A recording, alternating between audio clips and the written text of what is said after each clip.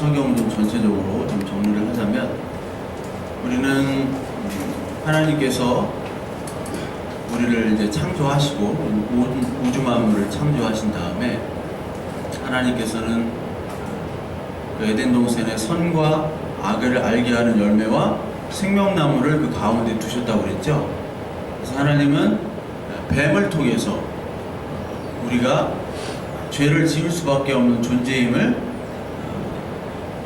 알도록 하시고, 우리가 죄인임을 고백할 수밖에 없는 그런 존재로 우리를 만드시고, 그 위에 은혜의 필요성을 이렇게 주시는 거죠. 그 후에 우리는 또 가인과 아벨로 나눠집니다. 가인과 아벨로 나눠지고, 아벨은 셋과 노아와 그리고 아브라함으로 나눠지죠. 그래서 가인의 자손과 아벨의 자손과, 우리가 배웠죠? 작년에 배웠고, 이제 하나님의 자녀와 하나님의 자녀가 아닌 그 사람들과 나눠지게 됩니다. 그래서 창세기는 뭐냐면, 특히 12장부터 50장까지는 아브라함과 그의 자녀들을 통해서 하나님의 약속들이, 그 가족에게 통해서 하나님의 약속들이 이루어지는 거예요. 그게 유대인 가족과 우리가 무슨 상관이 있냐? 바로 아브라함이, 우리의 믿음의 조상이라고 하는 것이 바로 아브라함이 우리를 나타내는 거죠. 바로 믿음으로. 그리고 야곱에서 이스라엘이 되죠. 그것은 바로 야곱의 사기꾼, 우리의 죄인에서 의인인 이스라엘 교회로 보여주시는 것이고, 그리고 요셉은 애굽에서 죽지만 어디로 갑니까? 나중에 가나안에서 그 유고를 가지고 가나안 땅에서 묻히잖아요. 여호수아 때. 그 여호수아 24장 마지막에 요셉의 그 해골을 갖다가 가나안 땅에다 묻고 끝나는 장면이에요. 그것이 무엇이냐면 바로 가나안 땅이라는 하나님이 지정해 주신 땅, 그것이 바로 신약성경 요한계시록에 나오는 새하늘과 새 땅이죠. 새하늘과 새 땅에 이 애굽에서 살다가 죽지만, 이 세상에서 살다가 죽지만 결국 우리는 하나님의 나라, 하나님이 지정해 주신 그 새하늘과 새 땅으로 간다라는 것을 의미하는 거예요. 그래서 창세기가 그렇게 끝이 나는 겁니다. 그 다음에 우리가 출애굽기, 레위기 쭉 이렇게 보면서, 출애굽기에서는 구원에 대해서 확실히 우리는 알죠. 출애굽하는 거니까 구원. 그러면서 출애굽기 19장 24절, 19장부터 24장까지는 제사와, 그리고 너를 제사장 나라로, 거룩한 나라로 부르셨다. 그리고 이제 성막을 세우는데, 그것이 바로 뭐냐면 예수 그리스도를 상징하는 것이잖아요. 그리고 제사 제도와, 그리고 우리 지난주에 희년에 대해서도 배웠죠. 희년이라는 것이 뭐냐면 모든 빚진 자들이 이제 다시 자기의 소유를 얻잖아요. 죄의 빚을 졌지요, 죽음의 빚을 졌지요. 우리가 에덴 동산을 팔아먹은 사람 아닙니까? 땅을 팔아먹은 자예요. 근데 이제 그 땅을 다시 회복해 주는데, 누가 회복해 주느냐? 고엘로 오신 바로 그리스도. 좀 정리가 되나요? 네? 정리가 안 되는 분은 안 되고, 되는 분은 되고. 그러니까 제사, 희년 이런 것들은 다 그리스도께서 우리의 죄를, 하나님과 우리와의 관계가 막힌 것들을 회복시켜주는 의미로 계속 출애굽과 레위기도 하나님의 약속, 그 언약이 이루어지는 것을 보여주는 거예요. 그리고 민수기와 신명기에 들어가면은 땅이 나옵니다. 땅 정복에 대해서 여호수아까지 나와요. 왜 이 땅이 중요하느냐? 하나님께서 지정해 주신 가나안 땅은 새하늘과 새 땅하고 연결되기 때문에 그래요. 하나님이 구원을 주셨죠. 그리고 백성들을 많게 해주셨어요. 믿음의 백성들을.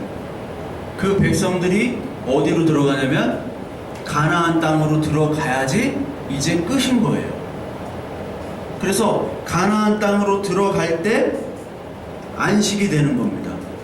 여호수아 21장 44절에 보면요, 여호와께서 그들의 주위에 안식을 주셨으되 그 조상들에게 맹세하신 대로 하셨으므로 그들의 모든 원수들 중에 그들과 맞선 자가 하나도 없었으니, 이는 여호와께서 그들의 모든 원수들을 그들의 손에 넘겨주셨음이니라. 안식을 주셨다라는 말이 나오죠. 그러니까 새하늘과 새 땅에 들어가기 전까지는 안식이 없는 겁니다. 왜요? 그 전까지 광야에서 방황을 하는 거잖아요. 광야 인생을 사는 거예요. 광야 이스라엘 교회. 우리가 새하늘과 새 땅으로 들어가기 전까지 이 땅에서 살아가는 동안에는 참된 안식이 없다라는 거죠. 그러나 새하늘과 새 땅, 즉 예수 그리스도를 통한 참된 안식, 그 하나님의 나라가 이미 하나님의 나라가 임했다고 그랬어요? 임할 것이라고 그랬어요? 임했다라는 거잖아요. 우리가 이 애굽 땅에 살면서도 동시에 하나님께서, 예수 그리스도께서 우리에게 말씀으로 오셔서 오늘 예배를 드리는 거고, 우리가 죄인임을 깨닫고 예수 그리스도의 은혜가 아니면 우리가 빚진 자로서밖에 살 수 없다라는 고백, 즉 하나님의 은혜의 필요성만을 고백하는 사람에게는 하나님의 은혜가 임한 것이고 하나님의 나라가 임한 것이잖아요. 그러나 완전한 그런 우리의 육신의 소욕과 우리의 마음의 죄악들이 있기 때문에 아직까지는 완전한 안식은 없는 거예요. 그래서 21장 44절에 보면은 안식을 이때 주시는 겁니다. 땅에 들어갈 때 안식을 주시는 거예요. 근데 이 땅 정복까지 이스라엘 광야 교회에 있을 때 이 민수기부터 나오는 장면은 이제 백성들의 불순종과 교회 안에 갈등이 표면적으로 드러나는 사건들이 계속해서 이어집니다. 그러니까 이 사람들이 여러분 그 홍해를 건넜다는 것은 뭐를 받았다고 그러는 거라고 얘기했어요? 홍해를 건넌 것은 세례를 받았다고 그러죠? 고린도전서 10장에 나오잖아요. 홍해를 건넌 것은 세례를 받은 겁니다. 물속에 들어갔다 나오는 거잖아요. 즉 우리의 옛 존재가 죽고 이제 예수 그리스도를 말미암아 나는 이제 내가 죽고 예수님 안에서 예수님과 함께 산다는 것이 바로 세례예요. 그 세례를 받은 것이 바로 홍해 바다를 건넌 겁니다. 그리고 유월절을 통해서 어린 양이 죽임을 통해서 우리는 예수 그리스도로 말미암아 우리는 죽었다라는 고백을 구약 성경에서 이미 하고 있어요. 그래서 다 은혜를 받았어. 하나님의 은혜를 광야 속에서도 만나와 메추라기로 하나님께서 많이 내려주셨잖아요. 아, 하나님이 정말 우리를 구원해 주시고 우리와 함께 하시고 이렇게 먹이시고 입히시는구나. 광야 속에서도 그걸 체험한 자들이에요. 그러면은 교회가 어떻게 가야 돼요? 잘 가야 되겠지. 은혜 받은 사람들끼리 다 있으니까. 그런데 잘 가요? 잘 못 가요? 잘 못 가는 거를 민수기에서 얘기를 하는 거예요. 자, 민수기 12장 1절에 보면 모세가 구스 여자, 좀 피부가 까무잡잡한 그 아프리카계 여자를 또 아내로 맞이했어요. 능력이 좋죠. 이 구스 여자를 취하였으므로 미리암과 아론이 모세를 비방하니라. 자, 미리암과 아론은 모세와 어떤 사이예요? 형제잖아요. 형제. 오랜만에 만난 이산가족. 오랜만에 만났잖아요. 형제예요. 근데 형제끼리 싸우네요. 지금 미리암이나 아론이나 모세는 다 같은 지도자입니다. 그런데 지도자끼리 지금 싸우는 거예요. 뭐를 가지고? 왜 여자를 취해야 했느냐? 왜 이방 여자를 취해야 했느냐? 사실 이 이방 여자를 취했다는 것은 바로 뭐냐면, 이거를 성경 전체적으로 볼 때는 이방인들에 대한 하나님의 구원의 얘기예요. 취했다라는 것은 뭘로 취했어요? 신부로 취했잖아요. 신부는 뭡니까? 모세는 신랑이잖아요. 신랑 대신 예수 그리스도께서 구원의 증표로, 결혼으로 너는 내 신부로 받아들인다 라는 거잖아요. 오늘 애들이 많이 와가지고 네. 구원의 증표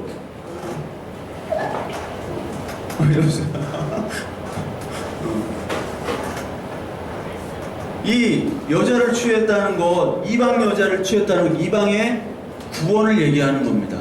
교회로 하나님께서 자녀로 삼아주신 거예요.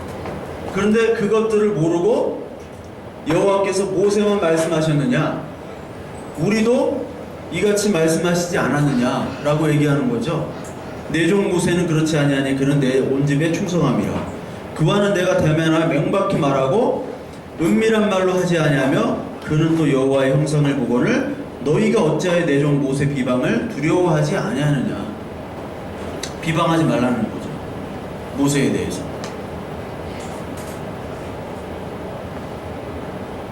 하나님께서는 모세를 세우셨는데 모세뿐만 아니라 아론과 미리암도 세웠어요. 근데 지금 가족끼리 싸우는 겁니다. 가족끼리. 그것뿐만이 아닙니다. 민수기 14장 2절에서 4절 보면 온 회중이 소리를 높여 부르짖으며 백성이 밤새도록 통곡하였더라. 이게 뭐냐면 민수기 13장에 보면은 가데스 바네아라고 여러분 기억을 하실지 모르겠는데 가데스 바네아에서 정탐꾼이 있죠? 정탐꾼, 12정탐꾼이 했는데 이 가나안 땅에 우리가 들어가지 못한다. 우리가 반드시 진다. 라고 해서 누구와 누구만 우리가 들어갈 수 있다라고 얘기해요. 갈렙과 여호수아만 얘기하잖아요. 나머지는 다 탈락하고. 결국은 2명만 그 광야 시대에 살고 2명만 들어가죠. 모세도 죽고. 그러니까 이 보고를 받은 이 백성들이 뭐라고 얘기하냐면 소리 높여 통곡했대요. 왜? 우리가 질 건데, 우리가 거기 가면은 다 죽을 건데 죽으려고 모세 네가 우리를 이 광야로 끌고 나왔느냐. 그래서 이스라엘 자손이 다 모세와 아론을 원망하여 온 회중이 그들에게 이르되 우리가 애굽 땅에서 죽었거나 이 광야에서 죽었으면 좋았을 것을 어찌하여 여호와가 우리를 그 땅으로 인도하여 칼에 쓰러지게 하려 하는가. 우리 처자가 사로잡히리니 애굽으로 돌아가는 것이 낫지 아니하랴. 이에 서로 말하되 우리가 한 지휘관을 세우고 애굽으로 돌아가자 하며. 자, 이제 지휘관을 바꾸자, 지도자를 바꾸자라고 얘기하잖아요. 왜? 모세의 인도, 모세의 리더십이 마음에 안 드는 거예요. 이 백성들은. 왜요? 이상한 데로만 끌고 가니까. 사람이 보기에는 그 길이 좋은 길입니다. 그러나 하나님이 보기에는 그 길은 망하는 길이에요. 근데 분명하게 사람이 분석하고 사람이 합리적 사고를 가지고 이렇게 해야 되는데 딴 데로 가는 거예요. 사람이 볼 때는 죽는 길로 가는 거예요. 그러니까 모세의 리더십에 불만을 가지고 한 지휘관을 세우고 우리가 이제 다 돌아가자 얘기를 하는 겁니다. 16장에는 이제 본격적으로 지도자를 세워요. 16장 1절 2절에 보면 레위의 증손 고아스의 손자 이스할의 아들 고라와 르브벤의 자손 엘리야의 아들 다단과 아비람과 벨렛의 아들 온이 당을 짓고 당을 만들었어요. 만들어가지고 이스라엘 자손 총회에서 택함을 받은 자 곧 회중 가운데서 이름 있는 지휘관 250명과 함께 일어나서 모세를 거스르니라. 그러니까 쿠데타를 하는 거죠. 모세에게 반격을 하는 겁니다. 250명이 일어나가지고 고라, 다단, 아비람, 온이 이제 모세를 대적하는 거예요. 왜 대적을 해요? 모세를 죽이고 애굽으로 다시 돌아가자는 거죠. 다시 죄된 곳으로 돌아가자라는 거예요. 그러니까 하나님의 은혜가 다 사라졌어요. 왜 사라졌어요? 여러분, 이게 광야 생활이에요. 광야. 구원을 받았고 우리가 믿음을 얻었습니다. 이 이스라엘 백성들이. 근데 광야라는 건 뭐냐면 미드바르라고 이게 경작할 수 없다라는 뜻이에요. 원어로. 그리고 아무것도 없다라는 뜻입니다. 히브리 원어로. 광야에 가면은 아무것도 경작할 수 없는 땅이잖아요. 그 땅은 경작할 수 없다라는 cultivated는 바로 문화라는 뜻으로 바뀌었죠. culture. 인간의 힘이 아무리 노력을 해도 할 수 없는 곳이 광야예요. 비가 오길 하나, 물이 있길 하나, 아니면은 곡식을 심을 수 있길 하나. 그래서 하나님만 바라보는 거예요. 하늘만 바라보는 거예요. 여러분, 이 세상에서 지금 이 시대에 하늘만 바라봅니다 하면 여러분 그 사람을 인재라고 생각해요? 아니잖아요. 지도자가 맨날 기도만 한다고 그러고 지도자가 뭐 하나님이 하신다고 하고 그런 사람을 좋아하나요? 뭔가 일을 해야 돼요. 뭔가 결과물을 만들어야 돼요. 근데 광야는 결과물을 만들 수가 없어요. 애굽은 결과물을 만들 수 있잖아요. 피라밋을 만들었죠.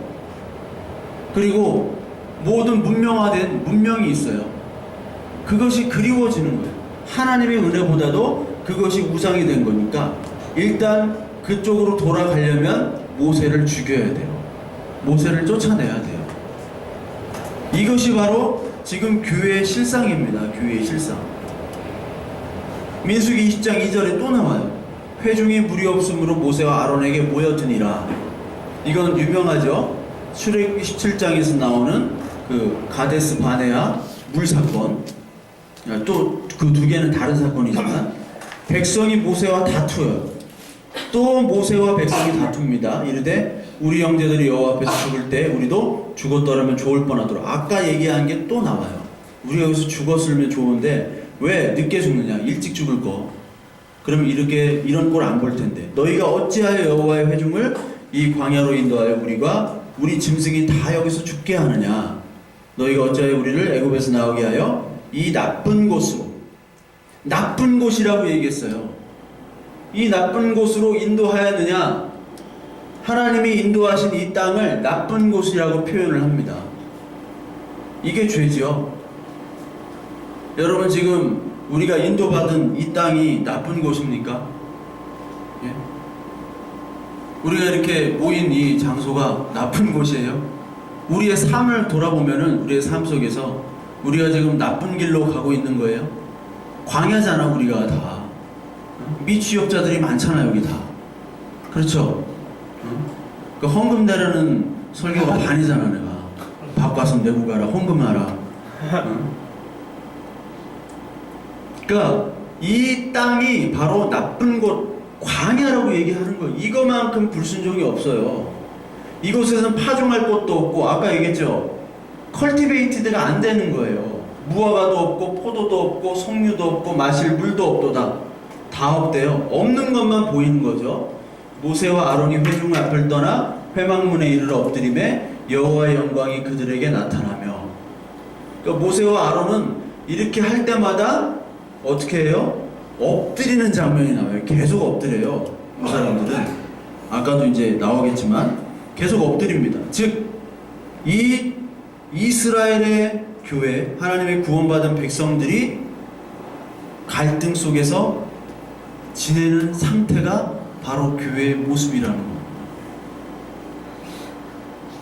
사사기 가면요, 사사기 20장 46절에 보면은 여호수아 때 지파가 나눠져서 12개로 나눠지잖아요. 그래서 땅을 나누는 게 나와요. 땅을 가나안 땅을 정복해가지고 땅을 나눕니다. 나누는데 사사기에 여러분 뭐 잘 모르겠지만 사사기를 한번 읽어보세요. 사사기에 보면은 베냐민이라는 지파가 있어요. 베냐민 지파. 용병으로 유명한 그 지파인데 싸움을 잘하는. 베냐민 지파를 나머지 11지파가 죽여버립니다. 다. 몰살을 시키는 장면이 나와요. 즉 여러분 교회에 한 교회잖아요. 12지파가. 그 교회고 또 신약에서는 12이 뭘로 표현이 돼요? 교회가? 12제자. 12지파 12제자. 이것이 계시록에 보면은 계시록의 4장에 보면은 하늘의 예배가 나오는데 거기에 24장로가 나와요. 지금의 어떤 장로 뭐 권사 이게 아니라 24장로라는 것은 하나님의 권위, 통치 권위를 받은 하나님의 백성들, 즉 12 더하면 24잖아요. 구약의 모든 12지파에 상징되는 교회와 신약의 교회 12제자로 대표되는 신약의 교회가 합쳐져서 24장로연, 즉 모든 교회 모든 성도를 나타내는 게 24장로인데 그 12지파 중에 그 11지파가 이 베냐민 지파를 죽여요. 다 죽입니다. 그래서 25,000명이 용사였는데 몇 명만 남냐? 600명만 남아요. 600명만. 그 교회에서 살인을 한다는 거예요. 교회에서. 이게 신약의 아니 구약의 모습이에요. 구약 이스라엘 교회의 모습입니다. 그래서 여러분들 광야에서 은혜를 받고 같이 신앙생활을 했던 이 광야 이 백성들이 하나님의 임재와 하나님의 인도하심과 대적을 물리칠 때는 정말 기뻐했죠. 근데 그 기쁨도 잠시 뭐가 드러나는 거예요? 자신의 선악 판단이 이제 드러나는 거죠. 선악과를 먹은 그래야 이제 하나님의 선악의 판단의 기준이 되어야 되는데 내가 판단의 기준이 되는 겁니다. 그래서 이제 죽이기 시작하는 거예요. 모세, 아론, 미리암 가족끼리 싸우고 서로 물고 헐고 뜯는 거예요. 즉 신약교회에 와서 우리들에게 적용하면 여러분 우리들에게 하나님의 임재와 하나님의 그 광야에서 주시는 사인들이 있죠. 만나와 메추라기 이것들은 뭐를 상징합니까? 우리가 오늘 하나님의 말씀을 듣고 은혜를 받은 걸 사실 상징하는 거예요. 우리가 하나님의 말씀을 듣고 은혜 받았다고 하잖아요. 그리고 우리는 복음을 하나님의 정말 말씀을 알기 위해서 우리가 모였고 또 열심히 성경 읽고 우리가 공부하고 그럽니다. 그렇기 때문에 우리는 은혜 받은 백성이에요. 그런데 우리의 정작 문제는 뭐냐?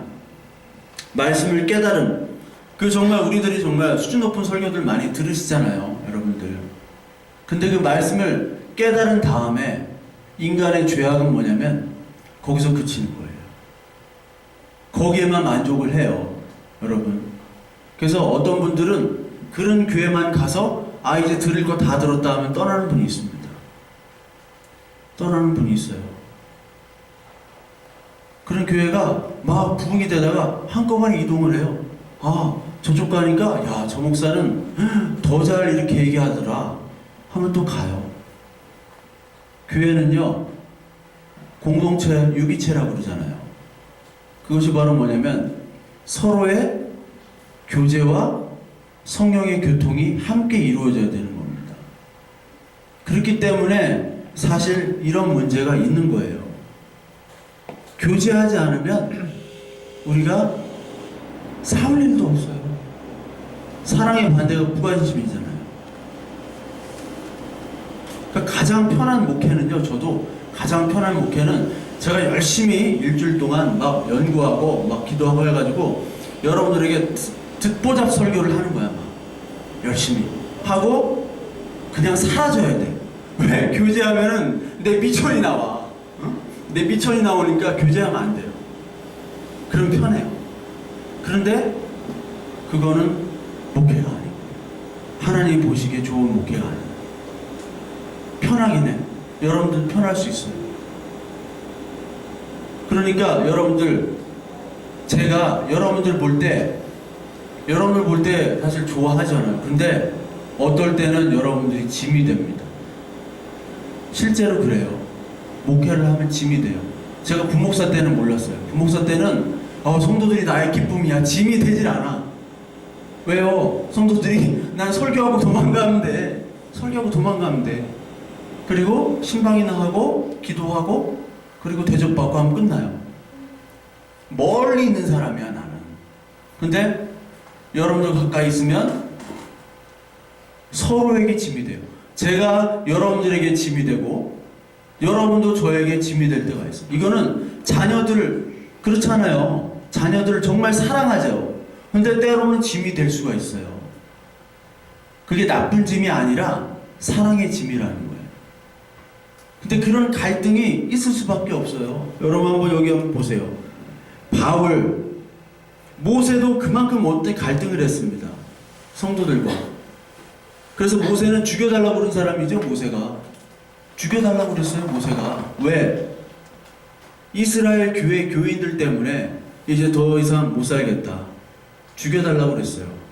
그 200만이 넘는 사람들이라는데 그 사람이 한마디만 해봐요. 얼마나 힘들어. 바울도 마찬가지예요. 바울도 계속 싸웠어. 바울이 계속 싸웠어요. 보세요.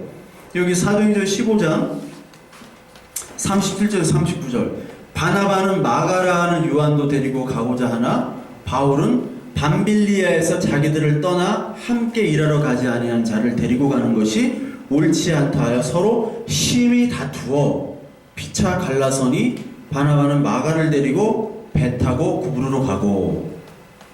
바나바는 마가를 데리고 헤어지고, 그리고 바울은 디모데를 데리고 가요.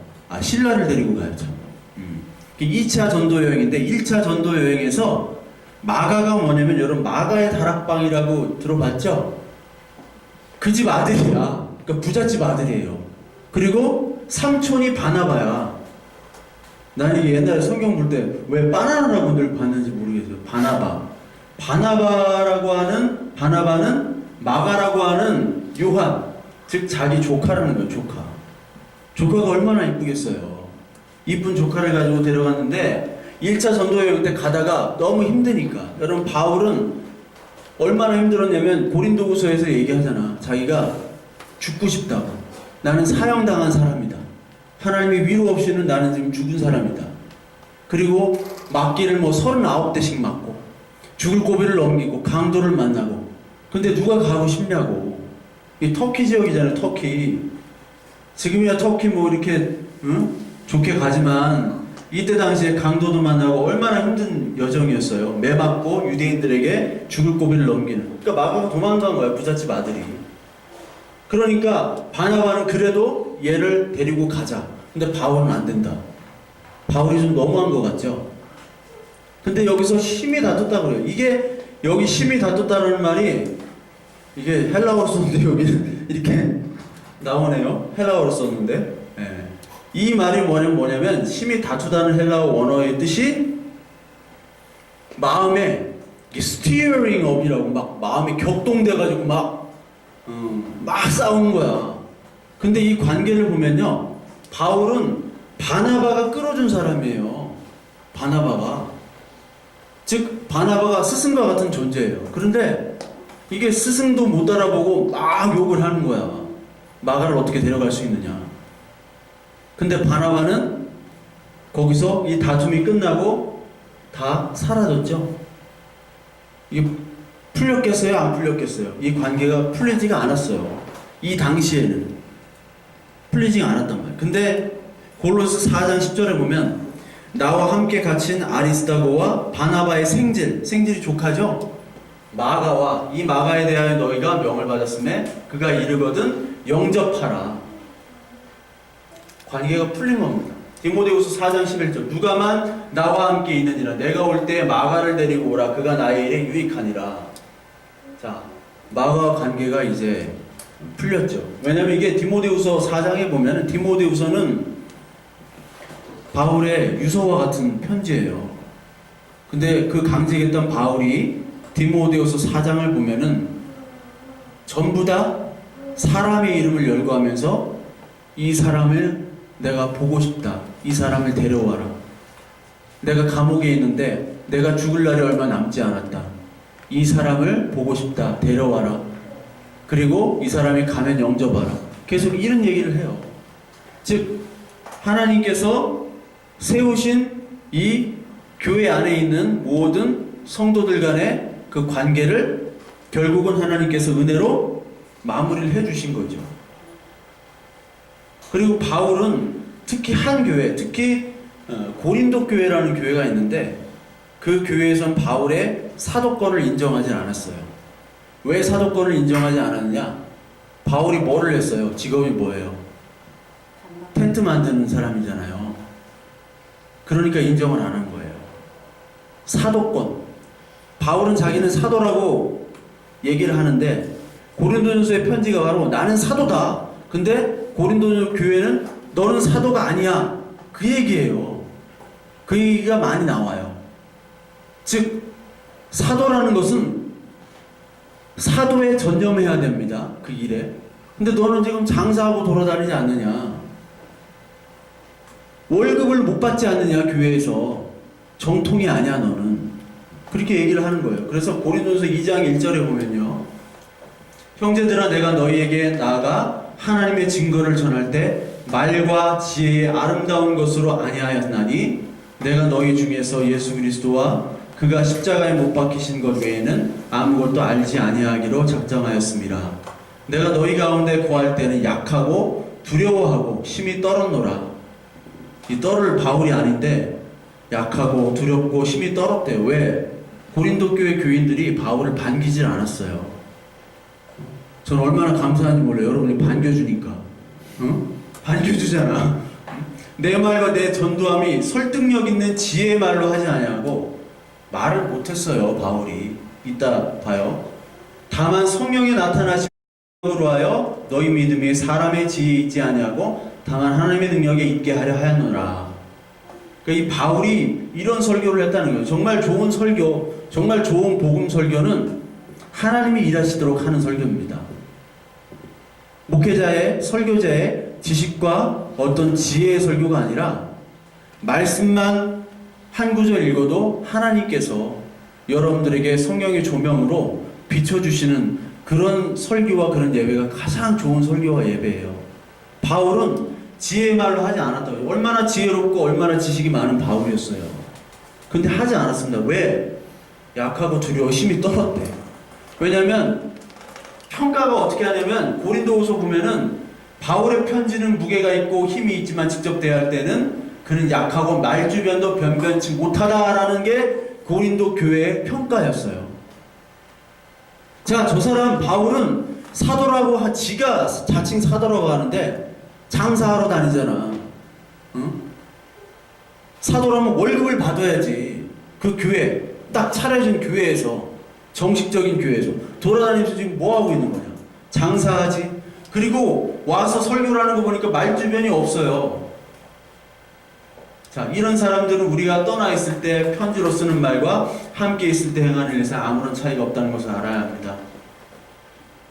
바울의 평가가 이랬어요. 그러니까 바울이 고린도 교회에 가고는 싶지만 가도 반겨주질 않는 거예요. 사도권도 인정을 안 하지.